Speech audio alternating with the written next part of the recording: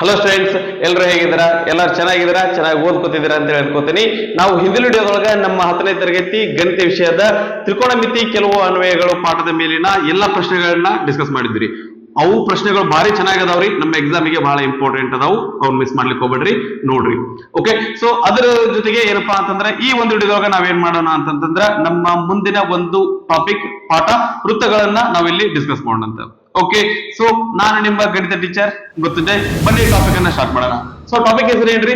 ವೃತ್ತಗಳು. So ವೃತ್ತಗಳು ಅಂತಂದ್ರೆ ಮೊದಲಕ್ಕೆ ವೃತ್ತ ಅಂದ್ರೆ ಏನಂತಂದ್ರೆ ತಿಳ್ಕೊಳ್ಳೋಣ. ಸೊ ವೃತ್ತ ಅಂದ್ರೆ ಏನು ಅಂತಂದ್ರೆ ಒಂದು ನಿರ್ದಿಷ್ಟ ಬಿಂದುವಿನಿಂದ. ಸೊ ನಾವು ವೃತ್ತ ಸ್ಟಾರ್ಟ್ ಮಾಡ್ಬೇಕಂದ್ರೆ ನಮಗೆ ಬೇಕಾಗಿದ್ದು ಒಂದು ಮೊದಲು ನಿರ್ದಿಷ್ಟ ಬಿಂದು ಬೇಕು, ಒಂದು ಪರ್ಟಿಕ್ಯುಲರ್ ಆಗಿ ಒಂದು ನಮಗೆ ಬಿಂದು ಬೇಕು. ಆ ಒಂದು ನಿರ್ದಿಷ್ಟ ಬಿಂದುವಿನಿಂದ ನಿರ್ದಿಷ್ಟ ಅಂತರದಲ್ಲಿ ಇರುವಂತಹ ಬಿಂದುಗಳ ಸಮೂಹಕ್ಕೆ ನಾವೇಂತ ಕರಿತೀವಿ ಅಂತಂದ್ರೆ ವೃತ್ತ ಅಂತ ಕರಿತೀವಿ. ಓಕೆ, ಸೊ ಇದು ನಿರ್ದಿಷ್ಟ ಬಿಂದು ಐತಿ. ಇದು ನಿರ್ದಿಷ್ಟ ದೂರದಲ್ಲಿ ಏನಪ್ಪಾ ಅಂತಂದ್ರೆ ನಮಗ ಬಿಂದುಗಳನ್ನ ನಾವು ಜೋಡಿಸಿದೀವಿ. ಇದಕ್ಕೆ ನಾವೇಂತ ಕರಿತೀವ್ರಿ? ವೃತ್ತ ಅಂತ ಕರಿತೀವಿ. ಸರಿನಾ? ನಂತರ ಇಲ್ಲಿ ಬರುವಂತಹ ಶಬ್ದಗಳು ಇವು ನಮಗ್ ಗೊತ್ತಿರಲಿ. ಮೊದಲದೇ ಏನಪ್ಪಾ ಅಂತಂದ್ರ ನಿರ್ದಿಷ್ಟ ಬಿಂದು. ಅದು ಏನಪ್ಪಾ ಅಂತಂದ್ರ ಅದಕ್ಕೆ ನಾವೇಂತ ಕರಿತೀವ್ರಿ? ವೃತ್ತ ಕೇಂದ್ರ ಅಂತ ಕರಿತೀವಿ. ಅದನ್ನ ಯಾವಾಗ್ಲೂ ನಾವು ಓ ಬಿಂದುವಿನಿಂದ ಗುರುತಿಸ್ತೇವೆ. ಹೆಚ್ಚಾನೆಚ್ಚು ಓ ಬಿಂದುವಿನಿಂದ ಗುರುತಿಸ್ತೇವೆ. ಒಂದೊಂದ್ಸಾರಿ ಬೇರೆ ಅಕ್ಷರಗಳಿಂದನೂ ಗುರುತಿಸ್ತಿರ್ತೀವಿ. ಸರಿನಾ? ರೈಟ್. ಆ ನಂತರ ಇಲ್ಲಿಂದ ನಮ್ಗೆ ಏನಪ್ಪಾ ಅಂದ್ರೆ ಈ ಒಂದು ವೃತ್ತ ಇದು ನಿರ್ದಿಷ್ಟ ಬಿಂದು ಇತ್ತು. ಆ ನಂತರ ಇಲ್ಲಿ ನಮ್ಗೆ ಏನ್ ಇಲ್ಲಿ ಒಂದು ಹೊರಗಡೆ ಒಂದು ವಕ್ರ ರೇಖೆ ಕಾಣಿಸಾಕತೈತಿ. ಒಂದು ಮುಚ್ಚಿರುವಂತಹ ಒಂದು ವಕ್ರ ರೇಖೆ ಕಾಣಿಸಾಕತೈತಿ. ಇದರ ಮೇಲೆ ನಾವು ಒಂದು ಬಿಂದುವನ್ನ ತಗೋತೀನಿ. ಇಲ್ಲಿಂದ ನಮ್ಮ ಒಂದು ಪ್ರಯಾಣವನ್ನ ಸ್ಟಾರ್ಟ್ ಮಾಡಿ ಪೂರ್ತಿ ನಾನು ಇಲ್ಲಿ ಬಂದು ಹೊಳ್ಳಿ ಇಲ್ಲೇ ಬಂದ್ ನಿಂತೆ ಅಂತಂದ್ರೆ ಇಲ್ಲಿ ನಮಗೇನು ಒಂದು ವಕ್ರ ರೇಖೆ ಉಂಟಾಗತೈತಿ. ಮುಚ್ಚುವಂತಹ ಒಂದು ವಕ್ರ ರೇಖೆ ಉಂಟಾಗತೈತಿ. ಇದಕ್ಕೆ ನಾವೇನಂತ ಕರಿತೀವಿ ಅಂತಂದ್ರೆ ಪರಿಧಿ ಅಂತ ಕರಿತೀವಿ. ಸೊ ಈ ಬಿಂದುವಿನಿಂದ ಪೂರ್ತಿ ನಾವು ಬಂದು ಅಲ್ಲೇ ಬಂದ್ ನಿಂತೀವಿ ಅಂತಂದ್ರೆ ಅದಕ್ಕೆ ನಾವೇನಂತ ಕರಿತೀವ್ರಿ? ಪರಿಧಿ ಅಥವಾ ವೃತ್ತ ಪರಿಧಿ ಅಂತ ಕರಿತೀವಿ. ಸರಿನಾ? ನಂತರ ಬರುವಂತಹ ಶಬ್ದ ತ್ರಿಜ್ಯ. ತ್ರಿಜ್ಯ ಅಂದ್ರೆ ಏನ್ರಿ? ಈ ನಿರ್ದಿಷ್ಟ ಬಿಂದುವಿನಿಂದ ಈ ಪರಿಧಿಗೆ ಇರುವಂತಹ ದೂರವನ್ನ ನಾವೇನಂತ ಕರಿತೀವಿ ಅಂತಂದ್ರೆ ತ್ರಿಜ್ಯ ಅಂತ ಕರಿತೀವಿ. ಇದು ಏನಾಗಿರ್ಲಿ ಅಂತಂದ್ರ ಓ ಎ ಆಗಿರ್ಲಿ. ಸರಿನಾ? ಸೊ ಇಲ್ಲಿ ತ್ರಿಜ್ಯ ಅಂದ್ರೆ ನಾವ್ ಏನಂತ ಗುರುತಿಸ್ತೇವ್ರಿ? ಓ ಎ ಅಂತ ಹೇಳ್ತೀವಿ. ಜ ಅಂದ್ರೆ ಏನು ಅಂತಂದ್ರ ಈಗ ಒಂದು ಈ ಪರಿಧಿಯ ಮೇಲೆ ಎರಡು ಬಿಂದುಗಳನ್ನ ಜೋಡಿಸುವಂತಹ ರೇಖೆಗೆ ನಾವೇನಂತ ಕರಿತೀವಿ ಅಂತಂದ್ರೆ ಜ ಅಂತ ಕರಿತೀವಿ. ಇದೇನಾಗಿರ್ಲಿ ಅಂತಂದ್ರೆ ಬಿ ಸಿ ಆಗಿರ್ಲಿ. ಓಕೆ, ಜ ಅಂದ್ರೆ ಏನ್ರಿ? ಪರಿಧಿಯ ಮೇಲಿನ ಎರಡು ಬಿಂದುಗಳನ್ನು ಜೋಡಿಸುವಂತಹ ಒಂದು ಸರಳ ರೇಖೆಗೆ ಜ ಅಂತ ಕರಿತೀವಿ. ಓಕೆ, ಸೊ ಜ ಅಂದ್ರೆ ಇಲ್ಲಿ ಬಿ ಸಿ. ನಂತರ ವ್ಯಾಸ. ವ್ಯಾಸ ಅಂದ್ರೆ ಏನು ಅಂತಂದ್ರೆ ಈಗ ಇದೇ ಒಂದು ಒಳೆ ಜ ನಮಗ ಈ ಒಂದು ವೃತ್ತ ಕೇಂದ್ರದ ಮೂಲಕ ಹಾದು ಹೋಯ್ತು ಅಂತಂದ್ರೆ ಅದನ್ನ ನಾವೇನಂತ ಕರಿತೀವ್ರಿ? ಜ ಅಂತ ಕರಿತೀವಿ. ಸೊ ಇಲ್ಲಿ ಏನ್ರಿ? ವೃತ್ತ ಕೇಂದ್ರದ ಮೂಲಕ ಹಾದು ಹೋಗುವಂತ ಜಾಗ ನಾವೇಂತ ಕರಿತೀವಿ ಅಂತಂದ್ರ ವ್ಯಾಸ ಅಂತ ಕರಿತೀವಿ. ಅಥವಾ ನಮಗೆ ಇದು ನಮ್ಗೆ ಗೊತ್ತಿರ್ಲಿ ಏನಪ್ಪಾ ಅಂದ್ರ ವೃತ್ತದೊಳಗ ಅತಿ ದೊಡ್ಡ ಜ ಯಾವ್ದಾಗಿರ್ತೈತಿ ಅಂತಂದ್ರ ವ್ಯಾಸ ಆಗಿರ್ತೈತಿ. ಸರಿನಾ? ನಂತರ ವೃತ್ತಛೇದಕ. ವೃತ್ತಛೇದಕ ಅಂತಂದ್ರೆ ವೃತ್ತವನ್ನ ಎರಡು ಬಿಂದುಗಳಲ್ಲಿ ಛೇದಿಸುವಂತಹ ರೇಖೆಗೆ ನಾವೇನಂತ ಕರಿತೀವಿ ಅಂತಂದ್ರೆ ವೃತ್ತಛೇದಕ ಅಂತ ಕರಿತೀವಿ. ಓಕೆ, ಸೊ ಇದು ವೃತ್ತವನ್ನ ಈ ಎರಡು ಬಿಂದುಗಳಲ್ಲಿ ಏನಪ್ಪಾ ಅಂದ್ರೆ ಇದು ಛೇದಿಸುವಂತಹ ರೇಖೆ ಐತಿ. ಸೊ ಇದನ್ನ ನಾವೇನಂತ ಕರಿತೀವಿ? ವೃತ್ತಛೇದಕ ಅಂತ ಕರಿತೀವಿ. ಸರಿನಾ? ನಂತರ ಸ್ಪರ್ಶಕ. ವೃತ್ತವನ್ನ ಕೇವಲ ಒಂದೇ ಒಂದು ಬಿಂದುವಿನಲ್ಲಿ ಛೇದಿಸುವಂತಹ ರೇಖೆಗೆ ನಾವೇನಂತ ಕರಿತೀವ್ರಿ? ವೃತ್ತಛೇದಕ ಅಂತ ಕರಿತೀವಿ. ಸೊ ಇದನ್ನ ನಾನು ಪಿ ಕ್ಯೂ ಅಂತ ಗುರುತಿಸ್ತೀನಿ. ಇದು ಏನಾಗಿರ್ಲಿ ಅಂತಂದ್ರೆ ಆರ್ ಅಂತ ಗುರುತಿಸ್ತೀನಿ. ಓಕೆ, ಸೊ ಇದು ಯಾವ ಒಂದು ಬಿಂದುವಲ್ಲಿ ಛೇದಿಸ್ತೈತಿ ಅದನ್ನ ಆರ್ ಅಂತ ಗುರುತಿಸ್ತೀನಿ. ಆ ನಂತರ ಅಲ್ಲಿ ಬರುವಂತ ರೇಖೆಯನ್ನ ನಾವೇನಂತಂದ್ರೆ ಪಿ ಕ್ಯೂ ಅಂತ ತೋರ್ಸಾಕತ್ತೀವಿ. ಸೊ ಇಲ್ಲಿ ಸ್ಪರ್ಶಕ ಅಂದ್ರೆ ಏನು ಅಂತ ಯಾವ್ದು ಅಂತಂದ್ರೆ ಪಿ ಕ್ಯೂ ಅನ್ನೋದು ಸ್ಪರ್ಶಕ ಆಗೈತಿ. ಓಕೆನಾ? ನಂತರ ಸ್ಪರ್ಶ ಬಿಂದು. ಸ್ಪರ್ಶ ಬಿಂದು ಅಂದ್ರೆ ಈ ವೃತ್ತವನ್ನ ಸ್ಪರ್ಶಕ ಯಾವ ಬಿಂದುವಲ್ಲಿ ಸ್ಪರ್ಶಿಸಾಕತ್ತಲ್ಲ ಅದನ್ನ ನಾವೇನಂತ ಕರಿತೀವ್ರಿ? ಸ್ಪರ್ಶ ಬಿಂದು ಅಂತ ಕರಿತೀವಿ. ಸೊ ಇಲ್ಲಿ ಆರ್ ಅನ್ನೋದು ಏನಾಗೈತಿ ಅಂತಂದ್ರೆ ಸ್ಪರ್ಶ ಬಿಂದು ಆಗೈತಿ. ಸರಿನಾ? ಸೊ ಇದು ಏನಪ್ಪಾ ಅಂತಂದ್ರೆ ವೃತ್ತದ ಬಗ್ಗೆ ನಮಗೆ ಗೊತ್ತಿರಬೇಕಾದಂತ ಕೆಲವು ಅಂಶಗಳು. ಅದಾದ ನಂತರ ಇದಕ್ಕೆ ಸಂಬಂಧಪಟ್ಟಂಗೆ ಏನಪ್ಪಾ ಅಂತಂದ್ರ ಪ್ರಮೇಯಗಳು ಬರ್ತಾವ್ರಿ.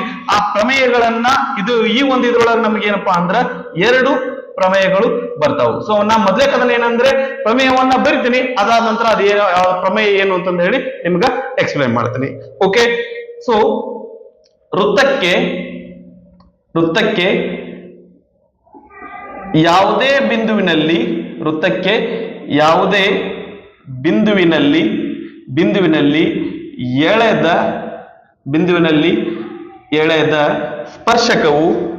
ಎಳೆದ ಸ್ಪರ್ಶಕವು ಸ್ಪರ್ಶ ಬಿಂದುವಿನಲ್ಲಿ ಎಳೆದ ಸ್ಪರ್ಶಕವು ಸ್ಪರ್ಶ ಬಿಂದುವಿನಲ್ಲಿ ಎಳೆದ ಬಿಂದುವಿನಲ್ಲಿ ಎಳೆದ ಎಳೆದ ತ್ರಿಜ್ಯಕ್ಕೆ ಲಂಬವಾಗಿರುತ್ತದೆ.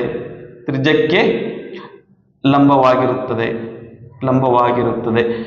ಈ ಎರಡು ಪ್ರಮೇಯ ನಮ್ಗೆ ಏನಪ್ಪಾ ಅಂತಂದ್ರೆ ಎಕ್ಸಾಮಿಗೆ ಬಹಳ ಇಂಪಾರ್ಟೆಂಟ್ ಅದಾವ್ರಿ. ಈ ಸದ್ಯದ ಮಟ್ಟಿಗೆ ಇದ್ರ ಅರ್ಥ ತಿಳ್ಕೊಳ್ಳೋಣ. ಆನಂತರ ಮುಂದಿದ್ರದ್ದು ಏನಂತಂದ್ರೆ ಈ ಪ್ರಮೇಯವನ್ನ ಸಾಧಿಸುವುದನ್ನ ನಿಮ್ಗ ನಂತರ ಹೇಳ್ತೇನೆ. ಏನ್ ಹೇಳಾಕತ್ತಿರೋದು? ವೃತ್ತಕ್ಕೆ ಒಂದು ವೃತ್ತಕ್ಕೆ ಯಾವುದೇ ಒಂದು ಬಿಂದುವಿನಲ್ಲಿ ಎಳೆದ ಸ್ಪರ್ಶಕ ಸ್ಪರ್ಶ ಬಿಂದುವಿನಲ್ಲಿ ಎಳೆದ ತ್ರಿಜ್ಯಕ್ಕೆ ಸ್ಪರ್ಶ ಬಿಂದು ಎಲ್ಲೈತ್ರಿ? ಇಲ್ಲೈತ್ರಿ. ಇದಕ್ಕ ಎಳೆದಂತಹ ತ್ರಿಜ್ಯಕ್ಕೆ ಏನಾಗಿರ್ತೈತಿ ಅಂತಂದ್ರ ಲಂಬವಾಗಿರುತ್ತದೆ. ಸರಿ, ಈಗ ಇಲ್ಲಿ ನಾನು ಇದನ್ನ ಎ ಓ ಅಂತಂದಿ, ಇದನ್ನ ಪಿ ಅಂತ ಗುರುತಿಸೋಣ. ಇದು ಎ ಬಿ ಆಗಿರ್ಲಿ. ಇಲ್ಲಿ ಏನಾಗಿರ್ತೈತಿ ಅಂತಂದ್ರೆ OP AB ಗೆ ಏನಾಗಿರ್ತೈತಿ ಅಂತಂದ್ರೆ ಲಂಬವಾಗಿರುತ್ತದೆ. ಇದು ನಮ್ಮ ಮೊದಲನೆಯ ಪ್ರಮೇಯ. ಸರಿನಾ? ಈಗ ನಾವು ಇದ್ರೊಳಗೆ ಏನಪ್ಪಾ ಅಂದ್ರೆ ಸ್ಪರ್ಶಕಗಳನ್ನ ಇದಕ್ಕ ವೃತ್ತವನ್ನ ಒಂದೇ ಒಂದು ಬಿಂದುವಿನಲ್ಲಿ ಛೇದಿಸುವಂತಹ ರೇಖೆಗೆ ಸ್ಪರ್ಶಕ ಅಂತ ಹೇಳ್ತೀವಿ ಅಂತಂದ್ವಿ. ಹಾಗಾದ್ರೆ ಈ ಬಿಂದುವಿನಲ್ಲಿ ಎಷ್ಟು ಸ್ಪರ್ಶಕಗಳನ್ನ ನಾವು ಎಳಿಬಹುದು ಅಂತಂದ್ರೆ ನಾವು ಒಂದೇ ಒಂದು ಸ್ಪರ್ಶಕವನ್ನ ಎಳಿಬಹುದು, ಹೊರತಾಗಿ ಒಂದಕ್ಕಿಂತ ಹೆಚ್ಚಿಗೆ ಸ್ಪರ್ಶಕಗಳನ್ನ ಎಳೆಯಕ್ಕಾಗಲ್ಲ. ಯಾಕಂತಂದ್ರೆ ಈ ಬಿಂದು ಒಳಗ ಇನ್ನೊಂದು ನಾವು ರೇಖೆಯನ್ನ ಎಳೆಯಕ್ ಹೋದ್ವಿ ಅಂತಂದ್ರೆ ಅದೇನಾಗತ್ರಿ? ವೃತ್ತದ ಒಳಗಡೆ ಬರುತ್ತ. ಅವಾಗ ಅದು ಸ್ಪರ್ಶಕವಾಗಿರಲ್ಲ, ಅದು ಏನಾಗಿರ್ತೈತಿ ಅಂತಂದ್ರೆ ವೃತ್ತ ಛೇದಕವಾಗಿರ್ತೈತಿ. ಹೌದಾ? ಸೊ ಹಾಗಾಗಿ ನಾವು ಇಲ್ಲೊಂದು ಪಾಯಿಂಟ್ ನಮ್ಗೆ ನೆನಪಿರ್ಲಿ. ಏನು ಅಂತಂತಂದ್ರೆ ವೃತ್ತದ ಒಂದು ಬಿಂದುವಿನಲ್ಲಿ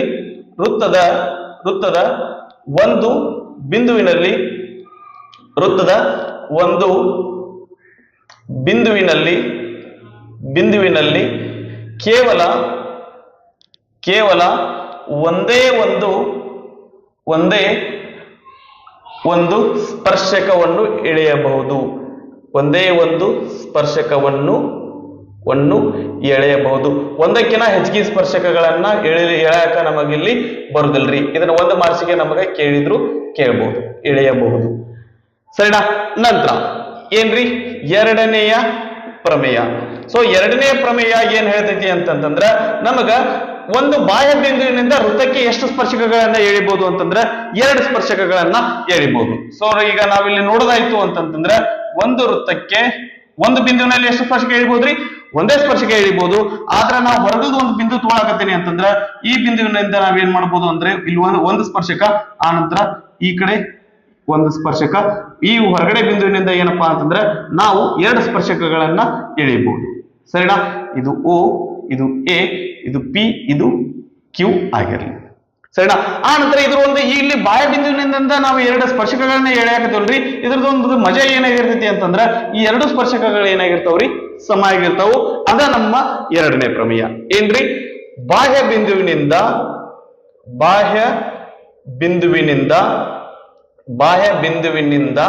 ವೃತ್ತಕ್ಕೆ ಎಳೆದ ಸ್ಪರ್ಶಕಗಳ ಬಾಹ್ಯ ಬಿಂದುವಿನಿಂದ ವೃತ್ತಕ್ಕೆ ಎಳೆದ ಸ್ಪರ್ಶಕಗಳ ಉದ್ದವು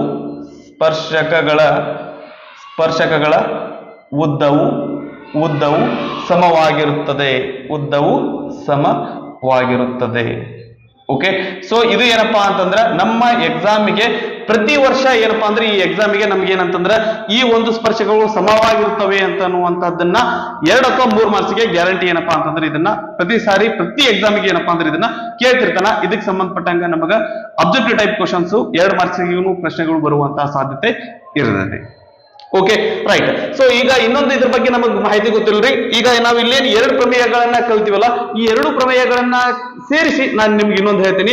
ಅದು ಏನಪ್ಪಾ ಅಂತಂದ್ರ ಈಗ ಇಲ್ಲಿ ನಾವು ಈ ಒಂದು ಸ್ಪರ್ಶ ಬಿಂದು, ಯಾವ್ದಾದ್ರ ಸ್ಪರ್ಶ ಬಿಂದು ಇಲ್ಲಿ P ಮತ್ತೆ Q ಏನಪ್ಪಾ ಅಂದ್ರೆ ಸ್ಪರ್ಶ ಬಿಂದು. ಈ ಸ್ಪರ್ಶ ಬಿಂದುಗಳೊಳಗ ನಾನು ಏನ್ ಮಾಡ್ತೀನಿ ಅಂತಂದ್ರ ತ್ರಿಜ್ಯಗಳನ್ನ ಎಳಿತೀನಿ. ಓಕೆ, ಸರಿ. ಇಲ್ಲಿ ಕೋನ ಎಷ್ಟು ಉಂಟಾಗತ್ತೈತಿ? 90 ಐತಿ. ಆಂತರ ಇಲ್ಲಿ ಕೋನ ಎಷ್ಟೈತಿ ಅಂತಂದ್ರೆ 90 ಐತಿ. ಒಪ್ಕೋತೀರಾ? ಸರಿ.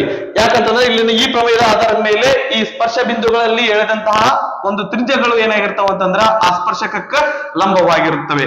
ಓಕೆ, ಸರಿ. ಈಗ ಇಲ್ಲಿ ಇದೇನದ ನೋಡ್ರಿ, O Q P A P ಇದೇನಂದ್ರೆ ಇದೊಂದು ಚತುರ್ಭುಜ ಐತಿ.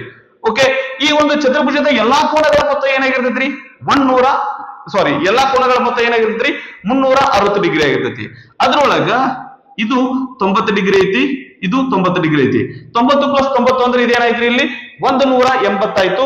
ಹಾಗಾದ್ರೆ ಈ ಎರಡು ಕೋನಗಳ ಮೊತ್ತ, ಈ ಒಂದು ಕೋನ ಮತ್ತು ಈ ಒಂದು ಕೋನ, ಈ ಎರಡು ಕೋನಗಳ ಮೊತ್ತ ಏನಾಗಿರ್ತೈತಿ ಅಂತಂದ್ರೆ 180 ಡಿಗ್ರಿ ಆಗಿರ್ತೈತಿ. ಸೊ ಅದನ್ನ ಇಲ್ಲಿ ಬರಿತೇನ್ರಿ, ಏನ್ರಿ, ಕೋನ ಪಿ ಒ ಕ್ಯೂ ಪ್ಲಸ್ ಕೋನ ಪಿ ಎ ಕ್ಯೂ, ಇವು ಎರಡರದ್ದು ಮೊತ್ತ ಏನಾಗಿರ್ತೈತಿ ಅಂತಂದ್ರ 180 ಡಿಗ್ರಿ ಆಗಿರ್ತೈತಿ.